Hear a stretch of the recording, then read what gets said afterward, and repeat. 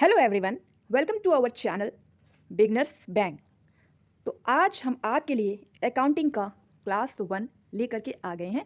और सबसे पहले मैं आप सबका बहुत ज़्यादा थैंक यू करना चाहती हूँ कि आपने हमारे industrial relation and labour laws के वीडियो लेक्चर्स को बहुत ज़्यादा पसंद किया है, बहुत अच्छे कमेंट्स किए हैं, आपने बहुत उसे सराहा है, पसंद किया है और स्टूडेंट्स ने सब्सक्राइब भी किया है। लेकिन मेरी एक गुजारिश है कि मेरे चैनल पर इस समय 10,000 से 12,000 तक जो स्टूडेंट्स हैं, जो खास तौर पर यूपीएससी, ईपीएफओ, ईओएओ या एपीएफसी की तैयारी कर रहे हैं, वो क्लास को देख रहे हैं और पसंद भी कर रहे हैं। लेकिन आप वीडियो को लाइक नहीं कर रहे हैं और सब्सक्राइब भी जो कर रहे हैं वो थोड़े से कम स्टूडेंट्स हैं। तो प्लीज़ अगर आपको पसंद आता है तो प्लीज़ इसे लाइक ज़रूर करें और चैनल को सब्सक्राइब भी करें। अगर आपको अच्छा लग रहा है, समझ में आ रहा है तो प्लीज़ ऐसा करें। अगर आपको समझ में नहीं आ रहा है या अच्छा नहीं लग रहा है तो मैं आपसे रिक्वेस्ट नहीं कर रही, मैं उनसे रिक्वेस्ट कर रही हूँ जिन्हें ये पसंद आ रहा है और अच्छा लग रहा है। और जिन्होंने इसे पसंद किया है, लाइक किया है, सब्सक्राइब किया है, उन सबका बहुत बहुत थैंक यू। तो चलिए, जैसा कि मैंने इंडस्ट्रियल रिलेशन में आपको बहुत सिंपली समझाने की कोशिश की कि अगर आप पहली बार पढ़ रहे हैं, खास तौर पर क्योंकि ये बिगनर्स बैंक चैनल है तो बिगनर्स के लिए ही स्पेशली है, तो आपको अच्छे से समझ में आए। उसी तरह अकाउंटिंग में भी हम कोशिश करेंगे कि मान लीजिए कि आपने कभी अकाउंटिंग नहीं पढ़ी है, आप साइंस बैकग्राउंड के हैं या आर्ट्स बैकग्राउंड के हैं, तो जाहिर सी बात है कि आपने अकाउंटिंग का सब्जेक्ट कभी पढ़ा ही नहीं। हाँ, अगर आप कॉमर्स बैकग्राउंड के हैं, बीकॉम आपने किया है, तो आपको अकाउंटिंग आती होगी, लेकिन बाकियों को नहीं होती होगी। मैं आपको एक बात और यहाँ पर क्लियर कर दूँ कि मैं भी साइंस की स्टूडेंट रही हूँ, तो मैंने भी जो अकाउंटिंग है वो अपने पढ़ाई के समय नहीं पढ़ी है। लेकिन हाँ, मैंने इससे पहले जैसा आपको बताया था कि यूपीएससी, ईपीएफओ की तैयारी मैंने बहुत पहले ही की थी। और अब जो ये एग्ज़ाम आया है ये तो समझ लीजिए कि अभी आया है, मैंने बहुत पहले की थी और मैंने बहुत पहले इसे पढ़ाया भी है। इसलिए मैंने तब अकाउंटिंग, इकोनॉमिक्स और भी कई चीज़ों को बहुत अच्छे से पढ़ा था। तो इसलिए मैं आपको बता सकती हूँ। तो आप प्लीज़ मुझे बताइएगा ज़रूर कि बीइंग अ साइंस स्टूडेंट क्या मैं आपको अच्छी अकाउंटिंग समझा पाई हूँ या नहीं। तो चलिए, बहुत ज़्यादा लेट नहीं करते हैं और क्लास को स्टार्ट करते हैं। अकाउंटिंग में सबसे पहले हम देखेंगे कि अकाउंटिंग क्या होती है, यानी हमें अकाउंटिंग की डेफिनेशन पढ़नी होगी। कोई भी चीज़ हम स्टार्ट करते हैं तो सबसे पहले उसकी डेफिनेशन को ही हम पढ़ते हैं। तो accounting is the process of identifying, measuring, recording and communicating the required information related to the economic events of an organisation to the interested users of such information. Hindi वाले बिल्कुल परेशान ना हो, मैं बहुत आसानी से आपको समझाऊंगी। देखिए, अकाउंटिंग को हिंदी में बोलते हैं लेखांकन। लेखांकन कहते हैं, लेखांकन का मतलब होता है जैसे अकाउंटिंग कहाँ कहाँ पे की जाती है। मान लीजिए कि हम कोई बिजनेस कर रहे हैं या फिर जैसे गवर्नमेंट है, तो गवर्नमेंट बिजनेस भला ना कर रही हो, लेकिन एक पूरी सरकार पूरे भारत देश को संभाल रही है, तो ये एक बहुत बड़ा काम है, इतने सारे लोगों को संभालना। और जैसे घर में भी आप देखेंगे कि आपके फादर जो हैं, या मान लीजिए कहीं पे वर्किंग वुमेन्स होती है तो मदर्स भी हैं, तो वो आपके पूरे घर को जो संभालती हैं, तो वो पूरा लेखा जोखा तैयार करती होंगी कि मुझे ये सामान खरीदना है तो इतना मुझे सेल करना है, ये सामान मुझे खरीदना है तो इतना मुझे परचेस करना है, और ये सामान मुझे बेचना है तो मुझे इतना सेल करना है। ये मेरे यहाँ बेकार का सामान है, इसे मुझे सेल करके हटा देना है, और ये ज़रूरी चीज़ें हैं जो घर के लिए बहुत इंपॉर्टेंट हैं, इसे मुझे परचेस करना है। परचेस करना मतलब खरीदना है। तो ये एक घर का काम है। उसी प्रकार गवर्नमेंट भी करती है कि हमें सड़कें बनानी है तो इसके लिए हम काफ़ी धनराशि आवंटित कराएंगे। इसके अलावा हमें पुल्स बनाने हैं, या हमें समाज की सुरक्षा के लिए कई प्रकार के नियम बनाएंगे, यानी रूल्स बनाएंगे, स्कीम्स बनाएंगे, तो उसके लिए सरकार आवंटन करेगी। और कुछ चीज़ें होती हैं, जैसे कुछ आपने कंपनियां सुनी होंगी कि सरकार के पास होती हैं और उसकी उन्हें ज़रूरत नहीं होती, वो सोचती है कि हम इसे नहीं संभाल पा रहे हैं या हमें इसकी ज़रूरत नहीं है, आवश्यकता नहीं है, तो हम इसे सेल कर देंगे किसी कंपनी को। तो जैसे होम में एक अकाउंटिंग चलती है, लेखांकन, लेखा जोखा, जैसे गवर्नमेंट में एक अकाउंटिंग चलती है, लेखा जोखा चलता है, वैसे ही कोई बड़ी बड़ी जो कंपनियां होती हैं, अब वो तो बहुत बड़े बड़े स्केल पे बहुत उनका प्रोडक्ट्स बन रहा है, प्रोडक्ट्स जगह जगह जा रहा है, प्रोडक्ट्स की सेलिंग हो रही है, प्रोडक्ट्स को बनाने के लिए वो खुद भी कई मटेरियल्स को परचेस कर रहे हैं, खरीद रहे हैं। तो अब ये इतना सारा काम करना है, एम्प्लॉयज़ भी हैं, मशीनरी भी है, बिल्डिंग्स भी हैं, उनकी बड़ी बड़ी, उनके लैंड्स भी हैं, उनके कई जगह उनका फैला हुआ एक कारोबार है। तो उस इतना बड़ा कारोबार संभालने में इतना जो खर्चा होना है, इतना जो सब कुछ होना है, तो इसका लेखा जोखा तो तैयार करना पड़ेगा ना। तो उसको ही हम अकाउंटिंग कहते हैं, यानी कि लेखांकन। शॉर्ट में आप सरल भाषा में इसे लेखांकन कह सकते हैं। अब यहाँ पर ध्यान देने वाली बात है कि जब भी हम डेफिनेशन की बात करेंगे तो यहाँ पे बहुत इंपॉर्टेंट कुछ टर्म्स हैं जो आपको फोकस करने हैं, जैसे कि identifying, measuring, recording and communicating. यानी हम जब भी कोई अकाउंटिंग करते हैं तो सबसे पहले हम पहचानते हैं, आइडेंटिफाई करते हैं, पहचानते हैं कि ये अकाउंटिंग में किस प्रकार का अकाउंटिंग है। जैसे कि हमने सेल किया है तो हम इसको सेल्स अकाउंटिंग में लिखेंगे, जो भी खर्चा है, जो भी कुछ हुआ है। या अगर ये परचेस अकाउंटिंग है तो हम इसे परचेस अकाउंटिंग में लिख देंगे। अगर कुछ प्रॉफिट हुआ है तो हम उसे प्रॉफिट में लिखेंगे। अगर कुछ लॉस हो गया है तो हम उसे लॉस में लिखेंगे। तो हमें पहले पहचानना पड़ेगा, आइडेंटिफाई करना पड़ेगा कि हमें इसको कहाँ पर मेंशन करना है, कहाँ पर लिखना है। उसके बाद हम इसे मेज़र करेंगे, यानी हम इसे समझेंगे कि पहले तो हमने पहचान लिया, पहचान करके हमने इसको मेज़र किया। और मेज़र मतलब हमने ये एक तरह से मापा कि इसको कितने तरीके से लिखना है। जैसे मेज़रमेंट आप समझते हैं ना कि हम किसी चीज़ को नापते हैं, तो नाप तौल एक प्रकार की हम करेंगे और उसके बाद हम उसकी रिकॉर्डिंग करेंगे। रिकॉर्डिंग करने का मतलब सीधा सा आप समझें कि आप उसको कहीं पर अच्छे से प्रेज़ेंट करेंगे, लिख करके रखेंगे।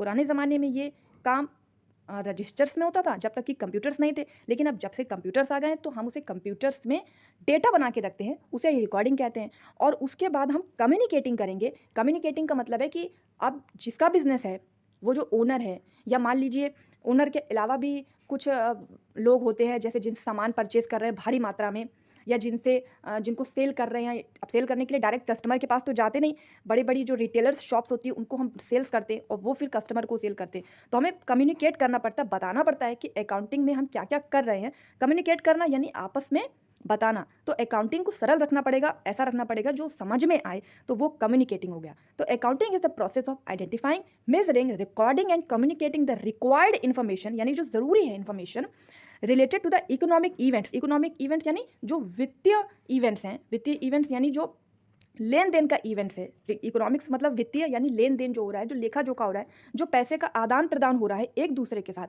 ऑफ एन ऑर्गेनाइजेशन, जो कि ऑर्गेनाइजेशन का है। ऑर्गेनाइजेशन तो मैंने आपको कई बार इंडस्ट्रियल रिलेशन में बताया है। यानी ऑर्गेनाइजेशन समझ लीजिए, उसको हम एंटिटी भी समझ कह सकते हैं, उसको हम बिजनेस भी कह सकते हैं। एक ही बात है, एक तरह से हिंदी में अगर कहें तो व्यवसाय। To the interested users of such information, तो हमें ये प्रोवाइड किसको करानी है कि जो इंटरेस्टेड यूजर्स है। इंटरेस्टेड यूजर्स कौन है? एक तो जिसका बिजनेस है, ओनर है, वो इंटरेस्टेड है, उसको हमें बताना पड़ेगा भाई अकाउंटिंग के बारे में सब कुछ। अब उसने तो बिजनेस बनाया है लेकिन वो अकाउंटिंग नहीं कर रहा है। अकाउंटिंग के लिए तो उसने हायर कर रखा है सीए को या समथिंग, किसी भी पर्सन को, तो उसको सब बताना। इसके अलावा जो मैंने आपको बताया कि हम बड़े बड़े जो परचेस कर रहे हैं, काफ़ी भारी मात्रा में माल को ले रहे हैं, सामान को ले रहे हैं, उन्हें हमें बताना है। तो इंटरेस्टेड यूजर्स दो प्रकार के होते हैं, एक एक्सटर्नल होते हैं, बाहरी, एक अंदरूनी। ये आगे आने वाले चैप्टर्स में आपको पता चलेगा। तो अभी अगर आप डेफिनेशन समझ गए हैं तो बहुत अच्छी बात है। तो चलिए हम थोड़ा सा आगे बढ़ते हैं और अब हम देखते हैं कि अकाउंटिंग के टाइप्स कितने प्रकार के हैं। वैसे तो अकाउंटिंग कई टाइप्स की होती है, यहाँ पर कुछ इंपॉर्टेंट हम देख लेते हैं। जैसे कि एक होती है फाइनेंशियल अकाउंटिंग, फिर होती है मैनेजमेंट अकाउंटिंग, फिर होती है accounting system design, not for profit accounting, auditing, cost auditing, tax auditing and budgetary auditing. परेशान मत होइए, ये मैंने आपको भी सिर्फ नाम बताया, हम इसकी डिटेल भी अभी समझेंगे। तो चलिए डिटेल समझ लेते हैं। सबसे पहले हम देखेंगे फाइनेंशियल अकाउंटिंग। फाइनेंशियल अकाउंटिंग को ही हमको मेनली अपने सिलेबस में पढ़ना है। फाइनेंशियल अकाउंटिंग होता है systematic method of recording transaction, main purpose profit and loss, balance sheet, useful to creditor, banks, financial institution, accurate picture of financial position. यानी एक तरीके से जो भी हम अकाउंटिंग कर रहे हैं, यानी जो भी ट्रांजैक्शन हम रिकॉर्ड कर रहे हैं, उसका पर्पस क्या है कि हमें प्रॉफिट और लॉस चेक करना है कि भाई कंपनी में जो भी हमने कंपनी में सामान खरीदा, सामान बेचा, सर्विस ली, सर्विस दी। भाई या तो हम सामान बेचेंगे, खरीदेंगे, या तो हम सर्विस देंगे, गुड्स या सर्विस का ही आदान प्रदान होगा, वही बिजनेस रन करता है। तो उसको हम सिस्टमैटिक तरीके से लिखेंगे, समझ में आना चाहिए सब कुछ, इस प्रकार हम उसे लिखेंगे। और वो किस किस के लिए यूज़फुल होगी? एक तो क्रेडिटर्स के लिए होगी, दूसरा बैंक्स में भी ये होता है कि बैंक्स में भी बहुत भारी मात्रा में आदान प्रदान होता है, लेन देन होता है। इसके अलावा फाइनेंशियल इंस्टीट्यूशंस में होगी। तो एक एक्यूरेट पिक्चर हमें बतानी पड़ेगी, एक एकदम सटीक पिक्चर पता होनी चाहिए फाइनेंशियल पोजीशन की, इसको ही हम फाइनेंशियल अकाउंटिंग बोलते हैं। अब आ जाइए कॉस्ट अकाउंटिंग में। कॉस्ट अकाउंटिंग होती है evaluating cost calculation bye considering all factors of both manufacturing and administration, goal price fixation, cost control, pen points, vestiges and leakages. कहने का मतलब इसमें यह है, अगर आप बहुत सिंपली समझें तो कॉस्ट अकाउंटिंग का मतलब ये, मान लीजिए कि कोई बिजनेस हम कर रहे हैं और बिजनेस के लिए मान लीजिए हम एक पेन का बिजनेस कर रहे हैं और हमें उस पेन को पहले तो परचेज करना पड़ेगा और परचेस करने के बाद हम सेल करेंगे। तो अब ऐसा तो नहीं है कि हमने 20 रुपये में परचेस किया और 20 ही रुपये में सेल कर दिया, तो हमारा क्या फ़ायदा बिज़नेस करने का। तो हम क्या करते हैं, पहले हम कॉस्ट पता करते हैं कि ये पेन हमने लिया कितने में। मान लीजिए हमने 20 रुपये का लिया, लेकिन अब हम इसमें अपना प्रॉफिट ऐड करेंगे। मान लीजिए हमने इसमें 2 रुपये का प्रॉफिट ऐड कर दिया और हमने इसे जब मार्केट में बेचा तो हमने इसे 22 रुपये में बेचा, यानी 22 रुपये में बेचा। तो ये जो कॉस्ट हम पता कर रहे हैं कि हमें किस कॉस्टमर लेना है अपने मटेरियल को, और उसके बाद उसमें प्रॉफिट को ऐड करके बिजनेस को ही चलाएंगे हम। तो ये जो काम हम कर रहे हैं कॉस्ट को पता करने का, इसको ही बोलते हैं कॉस्ट अकाउंटिंग। अब आ जाइए मैनेजमेंट अकाउंटिंग में। अब मैनेजमेंट का सीधा से सीधा नाम आप समझ लीजिए व्यवस्था करना। जैसे बड़ी बड़ी जो कंपनियां होती हैं तो उसमें ओनर तो इतना कुछ नहीं कर सकता ना, क्योंकि इतनी बड़ी बड़ी कंपनियां हैं, तो वो बहुत मैनेजमेंट हायर करता है जिससे कि वो सब कुछ मैनेज करें, यानी कि सारी की सारी व्यवस्थाएं करें। तो बेटर एडमिनिस्ट्रेशन होना चाहिए, यानी अच्छी प्रशासनिक कार्य होने चाहिए। इफिशिएंट डिसीजन मेकिंग होनी चाहिए विया MIS CVP and BEP analysis. ये सब क्या है, ये आगे आपको पता चलेंगे, थोड़े से टेक्निकल टर्म है। Profit enhancement, secrecy of records useful to creditor and shareholders. यानी कहने का मतलब ये है कि अगर मान लीजिए कि कोई बिजनेस में ओनर ने कह दिया मैनेजमेंट को कि हमको ये प्रोडक्ट निकालना है और इस प्रोडक्ट के लिए हमें ये मशीनरी लेनी है, तो आप बताइए, आप यानी जो मैनेजमेंट अकाउंटिंग को कर रहे हैं वो ये बताएं कि ये मशीनरी लेना ठीक है कि नहीं ठीक है। यानी इस मशीनरी के लेने से प्रॉफिट इंक्रीज होगा, बढ़ेगा, या ऐसा तो नहीं है कि ये मशीनरी ले लें और उसके बाद हमें कुछ लॉस होने की संभावना हो जाए। तो ये पूरा लेखा जोखा तो हम ट्रांजैक्शन के माध्यम से जब पता करेंगे कि हम ये चीज़ इतने की खरीद के लाए हैं और हम इतने में प्रॉफिट करके बेचेंगे तब हमें इतना लाभ होगा। तो ये सब कुछ जानने के लिए मैनेजमेंट अकाउंटिंग को हायर करेंगे, या मैनेजमेंट अकाउंटिंग को ये काम दिया जाएगा कि वो ये सब कुछ बताए। अब ये एक होता है ऑडिटिंग। ऑडिटिंग का मतलब होता है auditor inspects and certifies the account for accuracy. Internal audit by the company employ also perform. आपने कई बार सुना होगा कि एक जॉब होती है जिसमें ऑडिटिंग का काम होता है, सरकारी में भी ऐसी जॉब्स निकलती हैं। उसका काम ही यही होता है कि जो भी लेखा जोखा है उसे चेक करना, उसको ऑडिटर बोलते हैं।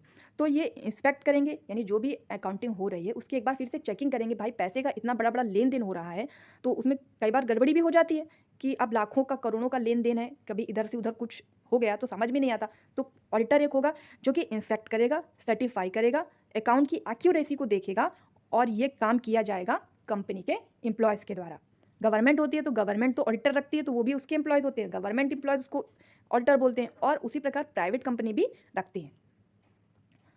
अब हम देख लेते हैं टैक्स ऑडिटिंग। अब जैसे कि मैंने आपको बताया कि गवर्नमेंट भी जो काम कर रही है वो एक बिजनेस को रन करने के बराबर ही है। इनफैक्ट अगर हम होम को चलाना भी कहें, घर को भी चलाना कहें, तो वो एक प्रकार का बिजनेस ही है। इसीलिए मैं अक्सर ये बात कहती हूँ कि जो महिलाएं होती हैं उनमें अंदरूनी मैनेजमेंट स्किल्स होती हैं, क्योंकि आप अपने आप को होम मेकर बिल्कुल मत समझिए। आप होम मेकर नहीं है। होम को मेक करने का मतलब ही ये है कंपनी को मेक करने के बराबर काम करना। किसी भी चीज़ की मेकिंग हो, आप किसी भी चीज़ को बना रहे हो, चाहे किसी कंपनी को बना रहे हो, चाहे किसी घर को बना रहे हो, किसी भी चीज़ को बना रहे हैं, बनाने की जो कला है आपके अंदर, that is called business skills. और वो इतने सारे काम करती हैं महिलाएं, तो जाहिर सी बात है कि वो एक मैनेजर ही हैं। चलिए, ये एक वुमेन एम्पावरमेंट की बात हो गई। हम अपने टॉपिक पे आते हैं टैक्स ऑडिटिंग। तो जो टैक्स पे किया जाता है तो गवर्नमेंट उसके लिए भी तो अकाउंटिंग के लिए रखेगी ताकि सारी चीज़ें पता चले। तो उसके जैसे प्रिपरेशन हो गया, फिलिंग ऑफ टैक्स रिटर्न हो गया, compliance of loss tax report की प्रिपरेशन हो गई, रिडक्शन हो गया टैक्स में, जो जैसे सरकार कुछ कटौती भी कभी कभी टैक्स में कर देती है, इतना इतना फ़ायदा दे रहे हैं कि आपको इतना कम देना पड़ेगा, ये सब चीज़ें जो करती है ये सब करना, वेरीफाई करना, considering different aspect of taxes, यानी टैक्स की सारी अकाउंटिंग करने का काम टैक्स ऑडिटिंग कहलाता है। अब हम आएंगे फंड ऑडिटिंग में। फंड, जैसे आपने देखा होगा कि बिजनेस के लिए कई बार फंड भी दिए जाते हैं। तो अब बहुत बड़ी बड़ी कंपनियां जो फंड हमें प्रोवाइड कराती हैं, तो वो फंड प्रोवाइड कराने के लिए भी अकाउंटिंग ही तो करेंगी ना, क्योंकि वो देखेंगी मुझे कितना देना है। तो ये जो अकाउंटिंग जो फंड देने के लिए हो रही है उसे हम फंड अकाउंटिंग बोलेंगे। Keeping records of fund of NPO।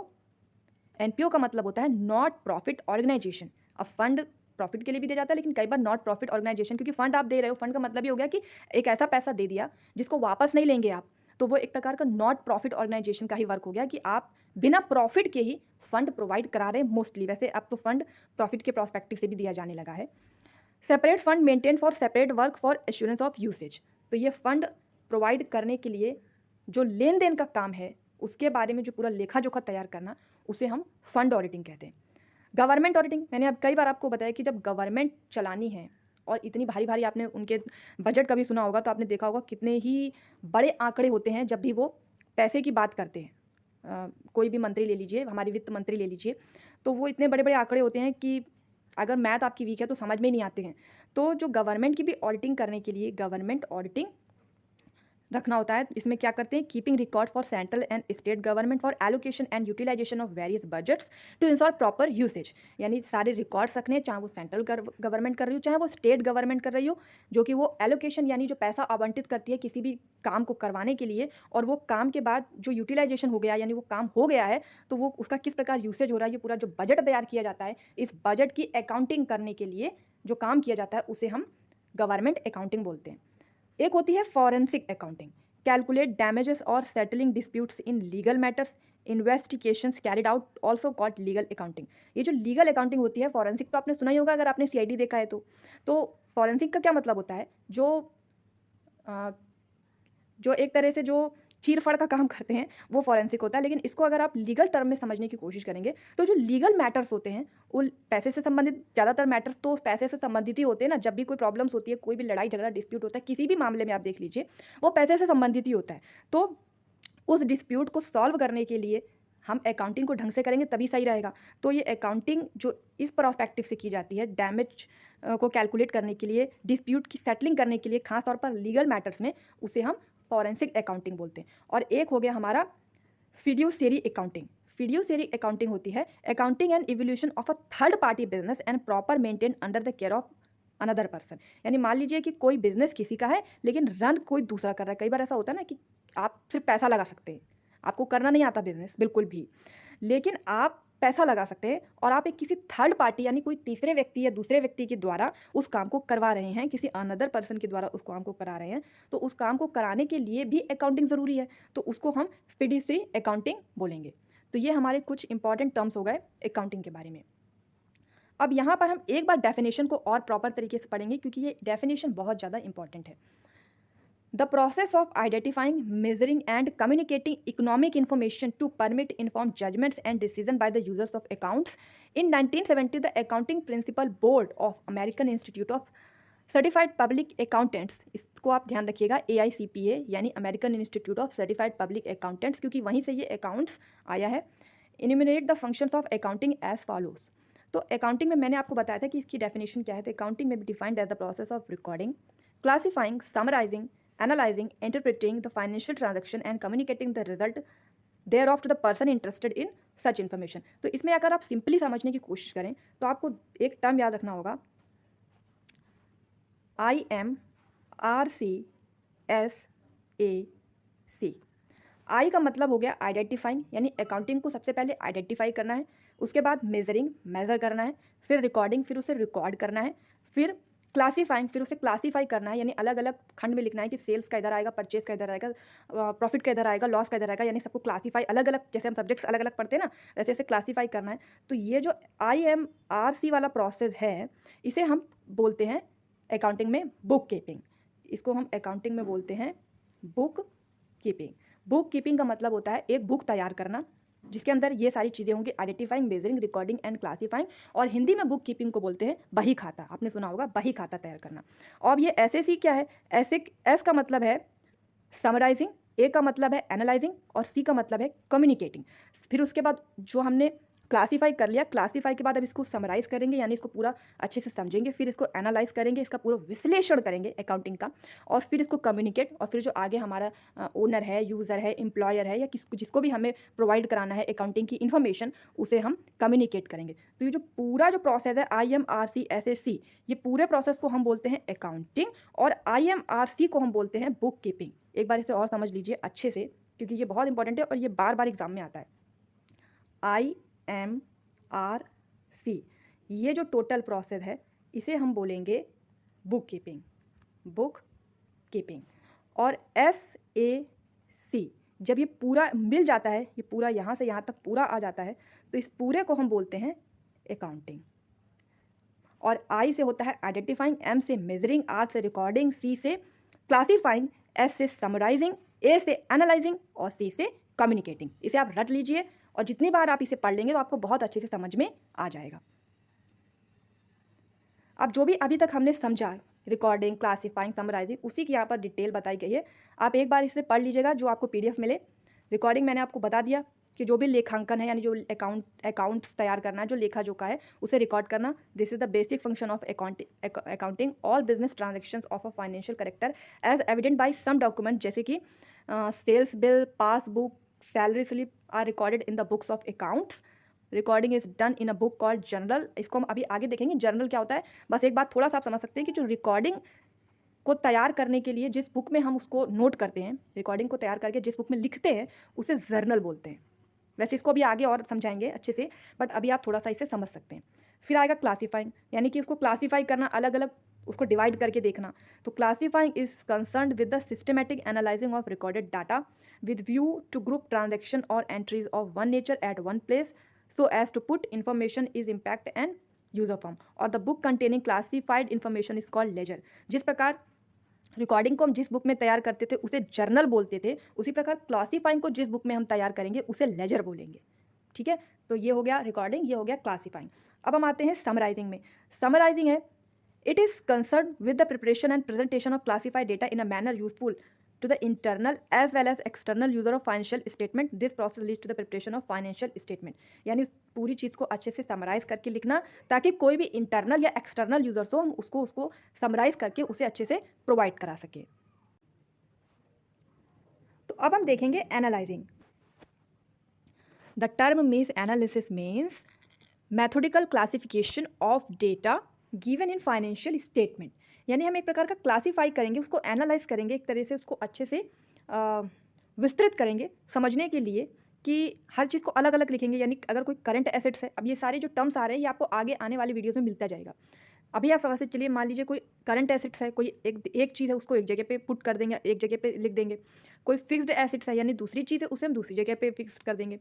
तो अच्छे से एनालाइज करेंगे, और ये एनालाइज क्यों करेंगे, ताकि जो इंटरप्रिटेशन करें, यानी कि हम अगर किसी को इंटरप्रेट करें, इंटरप्रेट का मतलब होता है एक तरह से आप सुनाएं किसी को अकाउंटिंग के बारे में, अकाउंटिंग को समझाएं, इंटरप्रेट करें, तो उसमें जो हेल्प करेगा वो एनालिसिस करेगा। सिंपल से अगर आप समझें, अगर आप किसी चीज़ को सिंपल भाषा में लिखते हैं, सरल प्रकार से लिखते हैं, तो उसे समझाना आसान हो जाता है। तो हम सरल करते हैं, उसको एनालिसिस समझ लीजिए, और सरल करने के बाद हम किसी को समझा रहे हैं, समझाने की कोशिश कर रहे हैं, उसे एंटरप्रेटिंग कह देंगे।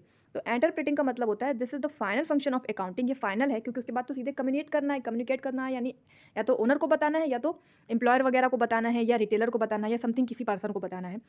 तो एक तरह से इंटरप्रेटिंग ही फाइनल फंक्शन हो गया। तो this is the final function of accounting. It is concern with explaining the meaning and significance of relationship as establishment by the analysis of accounting data. यानी हम इंटरप्रेट करेंगे और ये रिलेशनशिप हमें establishment के साथ बताएगा कि हम अकाउंटिंग करके किस प्रकार इसको अकाउंटिंग कर रहे हैं। ये पूरी डिटेल हम इसको प्रोवाइड कराएंगे, किसको, मतलब जिसको भी हमें प्रोवाइड करानी है उसको। तो the recorded financial data is analysed and interpret in a manner that will enable to end users to make a meaningful judgment about the financial condition and profitability of the business operation। तो मैंने आपको बताया ना कि अगर अच्छे से accounting हुई है, सारे जो मेथड्स हैं उन्हें आपने फॉलो करके अच्छे से जो अकाउंटिंग की है, तो आप फाइनेंशियल कंडीशन आप बता पाएंगे बिजनेस की, उसकी प्रॉफिटेबिलिटी के बारे में बता पाएंगे, तो ये सब आप इंटरप्रेट कर पाएंगे। तो the financial statement should explain not only what had happened but also why it happened and what is likely to happen under specified condition। और ये जो अकाउंटिंग है इससे आपको सिर्फ ये नहीं पता चलेगा कि बिजनेस में क्या हो रहा है, बल्कि ये भी पता चलेगा कि ऐसा क्यों हो रहा है, यानी अगर लॉस हो रहा है तो क्यों हो रहा है, प्रॉफिट हो रहा है तो क्यों हो रहा है, क्या प्रॉस्पेक्टिव है। क्योंकि अगर बिजनेस में मालूम पड़ेगा कि प्रॉफिट इस कारणों से हो रहा है, तो वो कारण को जब बिजनेस पर्सन्स बढ़ाएंगे तभी प्रॉफिट और बढ़ेगा। अगर लॉस हो रहा है तो उस चीज़ को हटाएंगे तभी वो लॉस हटेगा। तो ये सारी चीज़ें हमें पता चलेंगी अकाउंटिंग के माध्यम से, और लास्ट में हम उसको कम्युनिकेट करेंगे। It is concern with the transmission of summarised, analysed and interpreting information to the end user to enable them to make rational decisions. यानी मैंने आपको अभी भी पहले भी बताया, कई बार बताया कि जब हमारा पूरा अकाउंटिंग हो गया है, कि समराइज्ड भी हो गया है, एनालाइज्ड भी हो गया है, इंटरप्रेटेड इन्फॉर्मेशन भी हो गई है, सब कुछ हमने सिंपली अकाउंटिंग को फुल एंड फाइनल कर दिया है, तो हम उसको एंड यूज़र को आराम से बता सकते हैं, और वो आगे डिसीजन ले सकता है कि उसे अपने बिजनेस में क्या स्टेप लेना है। तो ये हो गई अकाउंटिंग की बहुत ही इंपॉर्टेंट कैरेक्टरिस्टिक्स, यानी उसके कुछ विशेषताएं। अब यहाँ से हमारे अकाउंटिंग के मोस्ट इंपॉर्टेंट टर्म्स शुरू होते हैं, टर्मिनोलॉजी। अगर ये आपको पता है तो आपको अकाउंटिंग समझ में आएगी। और अगर मान लीजिए आपको शब्दावली, टर्म्स का मतलब होता है शब्दावली, शब्द, जैसे इंग्लिश में होता है ना वोकैबुलरी, वैसे इसमें टर्मिनोलॉजी आपको समझनी पड़ेगी, शब्दावली समझनी पड़ेगी, ताकि आपने सीधे सीधे अकाउंटिंग स्टार्ट की और मान लीजिए वहाँ किसी ने कहा एंटिटी ट्रांजैक्शन, तो आपको पता नहीं है एंटिटी क्या होता है, ट्रांजैक्शन क्या होता है, तो आप कैसे समझेंगे? एंटिटी मैंने आपको अभी अभी बताया था कि बिजनेस या organisation.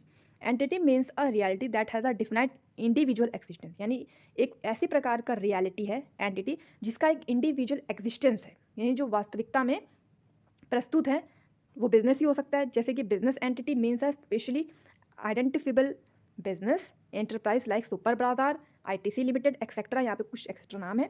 N accounting system is always devised for a specific business entity also called accounting entity. तो एंटिटी आप समझ गए कि एंटिटी मतलब बिजनेस, मतलब ऑर्गेनाइजेशन जिसको हम आइडेंटिफाई करते हैं, जिसको हम समझते हैं कि उसकी एक एग्जिस्टेंस है। जैसे रिलायंस है तो हम समझते हैं ना कि वो रिलायंस की एक एग्जिस्टेंस है। ट्रांजैक्शन देखते हैं। ट्रांजैक्शन होता है an event involving some value between 2 or more entities. It can be a purchase of goods, receipt of money, payment to the creditor, incurring expenses. It can be a cash transaction or a credit transaction. तो transaction तो सीधा सीधा आप समझ गए कि जो लेन देन है दो या दो से ज़्यादा एंटिटी के बीच हो या किसी के भी बीच हो, जो लेन देन हो रहा है, जो आदान प्रदान हो रहा है पैसों का, मनी का, वो होता है ट्रांजैक्शन। तो उसमें हम क्या क्या उसके एग्जांपल देख सकते हैं, जैसे कि परचेज ऑफ गुड्स, यानी मान लीजिए हमने कोई वस्तु खरीदी। गुड्स मैंने आपको इंडस्ट्रियल रिलेशन में बताया था, गुड्स का मतलब वस्तु। तो हमने कोई वस्तु खरीदी तो हमने लेन देन किया ना, वस्तु खरीदी, पैसा हमने उसको दिया। रेसिपेंट ऑफ मनी, यानी अगर हमने जो भी मनी हम दे रहे हैं तो उसकी कुछ हमें रिसिप्ट्स मिलती है। जैसे कि हम लेने कहीं जाते हैं तो आपने देखा होगा ना कि मोबाइल वगैरह लेते हैं तो हमें रिसिप्ट्स भी मिलती हैं। पेमेंट टू द क्रिएटर, अगर हमने किस पेमेंट करना है तो वो भी ट्रांजैक्शन में आएगा। या इनकरिंग एक्सपेंसेस, इनकरिंग एक्सपेंसेस का मतलब होता है जो हम खर्च कर रहे हैं और बार बार खर्च कर रहे हैं, इनकरिंग वो ट्रांजैक्शन। कहने का मतलब है जो पैसों का जो लेन देन हो रहा है उसे हम ट्रांजैक्शन बोलेंगे। अब आ जाइए एसेट्स। एसेट्स का मतलब होता है हिंदी में संपत्ति। संपत्ति बोल दीजिए, परिसंपत्ति बोल दीजिए, या इंग्लिश में एसेट्स बोल दीजिए। और अगर और भी सिंपली इसको आप समझना चाहते हैं तो अगर आपने जो मूवी है बद्रीनाथ की दुल्हनिया अगर आपने देखी तो आपने उसमें देखा होगा कि जो एसेट्स होते हैं और जो लायबिलिटीज़ होते हैं उनके बारे में बताया गया है। अगर मैं अपनी बात कहूँ तो मैंने सबसे पहले एसेट्स एंड लायबिलिटी का नाम जो सुना था वो उसी मूवी में सुना था। तो मैं आपको वहाँ से रिलेट करके बता सकती हूँ कि वहाँ पे बताया गया था कि जो एसेट्स होते हैं वो बॉयज़ होते हैं और जो लायबिलिटीज़ होती हैं वो गर्ल्स होती हैं। कहने का मतलब ये था कि जो लड़के होते हैं वो हमारी संपत्ति है। संपत्ति क्यों है? आप तो समझते हैं कि वो कमा के लाएंगे और उनको जो डाउरीज मिलेंगी, ये सारी चीज़ें मैटर करती हैं, जो कि सो कॉल्ड सोसाइटी की अजीब सी चीज़ें हैं। और लायबिलिटीज़ का मतलब होता है उधार, देनदारी, यानी जो गर्ल है वो तो एक तरह का हमारे पास उधार है, हमें देना है किसी को। तो ये उसमें एक दिखाया गया था, बट इसका मतलब भी इसमें फाइनेंशियल टर्म में अगर समझे तो यही होता है कि एसेट्स का मतलब होता है हमारी संपत्ति। कोई भी बिजनेस बना रहे हैं तो हमने मान लीजिए बिल्डिंग ली, या हमने ज़मीन ली, लैंड लिया, या हमने कोई मशीनरी ली, या हमने कोई फर्नीचर लिया, या बैंक में जब काम करते हैं तो हमने कंप्यूटर लिया, मतलब बैंक जब बनती है तो कंप्यूटर्स लिए। या मान लीजिए अगर अभी मेरा छोटा सा ये मैंने स्टार्ट किया है, अगर आपको पसंद आया आप सपोर्ट करें तो आगे चल के हम डिजिटल बोर्ड में पढ़ाने की कोशिश करेंगे। तो हम डिजिटल बोर्ड लेंगे तो हम किस पर्सपेक्टिव से लेंगे कि हमें आपको पढ़ाना है। तो एसेट्स का मतलब होता है एक ऐसी संपत्ति जो आपको लाभ दे। जैसे कि आप मान लीजिए आपके यहाँ होम होगा, मतलब हाउस होगा, और हाउस में जो आप रहते हैं तो आप रेंट पे जो देते हैं तो क्यों देते हैं कि उससे आपको प्रॉफिट अर्न होता है। तो वो जो हाउस है वो क्या है? वो आपका एसेट है, वो आपकी संपत्ति है, वो आपकी प्रॉपर्टी है। तो एसेट्स का मतलब होता है assets are economic resources of an enterprise that can be usefully expressed in monetary terms, यानी जिसे हम मौद्रिक मूल्य में बदल सकते हैं और उससे हमें मुद्रा प्राप्त भी होती है। जैसा कि मैंने आपको होम का बताया ना कि आप होम को बेचेंगे तो आपको प्रॉफिट होगा ही होगा, आप उसे रेंट पे उठाएंगे तो उसके थ्रू भी आपको प्रॉफिट होगा। एसेट मीन्स प्रॉपर्टी, मीन्स संपत्ति।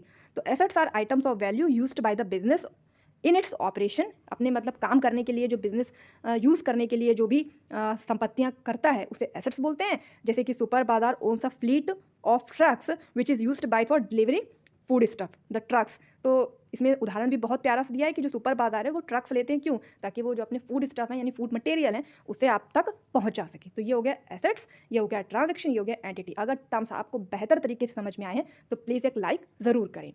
अब हम देखेंगे लायबिलिटीज़। जो अभी मैंने आपको बताया कि लायबिलिटीज़ का मतलब होता है देनदारियाँ। देनदारी कह लीजिए, उधारी कह लीजिए, देयताएँ कह लीजिए। हिंदी में कई सारे नाम हैं इसीलिए हिंदी थोड़ी हार्ड हो जाती है, लेकिन इंग्लिश में इसे हम लायबिलिटीज़ ही बोलेंगे। तो लायबिलिटीज़ आर ऑब्लिगेशंस और डेप्ट that are enterprise has to pay at some time in the future. यानी लाइबिलिटीज़ वो हैं जो उसे पे करनी है। मान लीजिए कि कोई बिजनेस है और बिजनेस में मान लीजिए पेन का बिजनेस है। अब पेन के बिजनेस में उसको पेन बनाने के लिए मटेरियल लेना पड़ेगा कि भाई नोक लेनी है या नीचे की ये प्लास्टिक लेनी है। तो ये मटेरियल उसने बहुत भारी मात्रा में लिया और उसने इसे उधार में ले लिया। तो ये जो उधार में लिया है तो इसको वो अकाउंटिंग में कहाँ पे लिखेगा? लायबिलिटी साइड लिखेगा, क्योंकि ये उधार पे लिया है, इसका पैसा उसे पे करना है बाद में नियर फ्यूचर में वो इसे पे करेगा। तो पेइंग होनी है, इसलिए इसे हम लायबिलिटीज बोलेंगे। They represent creditor claims. Claims है ये क्रेडिटर की, वो क्लेम कर सकता है कि आपने हमसे उधार पे लिया था, पैसे दीजिए। On the firm assets both small and big business find it necessary to borrow money at one time और to other and to purchase goods on credit. Super bazaar, जैसे कि एग्जांपल बार बार सुपर बाजार का इन्होंने दिया है कि मान लीजिए कोई परचेज आपने 10,000 का लिया है क्रेडिट पे, क्रेडिट यानी उधार पे, for a month for from fast food product on 25 March 2005 और if the balance sheet of super bazaar is prepared at an 31 March 2005 तो fast food product will be shown as creditor on the liability side of the balance sheet. तो आपने चूंकि credit पे लिया है ये चीज़ यानी उधार पे लिया है तो आप इसको कहाँ पे अकाउंटिंग में लिखेंगे? लायबिलिटी साइड लिखेंगे। तो ये हमने कुछ इंपॉर्टेंट टर्म्स पढ़े। अभी इसमें और भी कई सारे टर्म्स हैं जो आगे आने वाले वीडियोस में हम देखेंगे। अगर अभी तक आपको समझ में आया तो प्लीज़ वीडियो को लाइक ज़रूर कर दें। अभी कई सारे टर्म्स हैं जो हम आगे आने वाले वीडियोस में देखेंगे। अगर इसी में सारा कुछ करेंगे तो वीडियो बहुत ही ज़्यादा लंबा हो जाएगा। तो अभी हम इसे यहीं पे स्टॉप करते हैं और आपको चलिए पीडीएफ की भी इन्फॉर्मेशन दे देते हैं। तो ये है हमारी पीडीएफ की इन्फॉर्मेशन। यहाँ पर आपको एपीएफसी का सिलेबस दिख रहा है, यहाँ पर आपको ईओएओ का सिलेबस दिख रहा है और दोनों ही सिलेबस में आप देखेंगे कि एपीएफसी में तो अकाउंटिंग एंड ऑडिटिंग भी है और इसमें अकाउंटिंग है। तो ये बहुत मोस्ट इंपॉर्टेंट है और इसका मैंने यहाँ पे आपको कोई पेड नहीं रखा हुआ है, यानी इसकी जो पीडीएफ होंगी वो आपको बिल्कुल फ्री मिलेंगी हमारे टेलीग्राम चैनल पर, जिसका लिंक आपको डिस्क्रिप्शन में मिल जाएगा। पेड मैंने आपको बता दिया था कि ये जो इतनी पीडीएफ्स हैं ये आपको पेड मिलेंगी। Industrial relation, labour law, social security law, social security schemes, culture heritage, globalisation development, population insurance, ये इतनी मोस्ट इंपॉर्टेंट पीडीएफ है एपीएफसी के लिए जो आपको 499 में ओवरऑल कंप्लीट मिल जाएंगी। और ईओएओ के लिए industrial relation and labour law, social security law और सोशल सिक्योरिटी स्कीम्स की आपको 399 में ओवरऑल मिल जाएगी। अगर आप परचेज करना चाहें तो आपको डिस्क्रिप्शन में हमारा व्हाट्सएप नंबर, हमारा ईमेल आईडी सब कुछ मिल जाएगा। और अगर आप अकाउंटिंग की जो लेना चाहते हैं पीडीएफ फ्री ऑफ कॉस्ट तो हमारे टेलीग्राम पे, तो उसका भी लिंक आपको डिस्क्रिप्शन में मिल जाएगा। मैं एक बार फिर कहूँगी कि अगर आपको वीडियो अच्छा लगा, वीडियो समझ में आया हो तो प्लीज़ वीडियो को लाइक ज़रूर कर दें। मिलते हैं नेक्स्ट वीडियो में। Thank you.